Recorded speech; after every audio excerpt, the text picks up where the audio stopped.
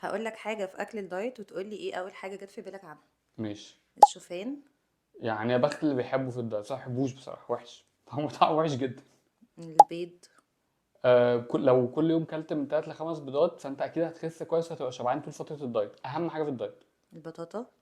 تحفه في الشتاء وبتاع نشويات معقده، وكمان لو حطينا عليها معلقه هيلث سبريد كده بتبقى جميله قوي، دي اكتر حاجه بحبها في حياتي تقريبا كده. طب الخضار الورقي زي السبانخ مثلا. ما بحبوش، بس ينفع تشربه كل يوم في الدايت باي كميه، ويا ريت الناس كمان تاخده في العشاء مع برضه بدايه الشتاء، هيبقى لطيف جدا جدا. تحط توابل كتير قوي، ما اعرفش ينفع تحط عليه توابل ولا ممكن نجرب. اه. الشوكولاتة الدارك. يعني اختراع طبعا. ليه؟ انا رايي دايما اي حد عنده كريفنج عالي، اي حد عنده المود سوينج بيبقى رهيب، لازم ياخد شوكولاته دارك حتى لو مش بيحب طعمها، تاثيرها هو اللي يهمنا. طب والكينوا. تحفه لو اتحطت على السلطه، جميل. بس انا قلت في فيديو قبل كده إن انا ما بحبش طعمها برضه.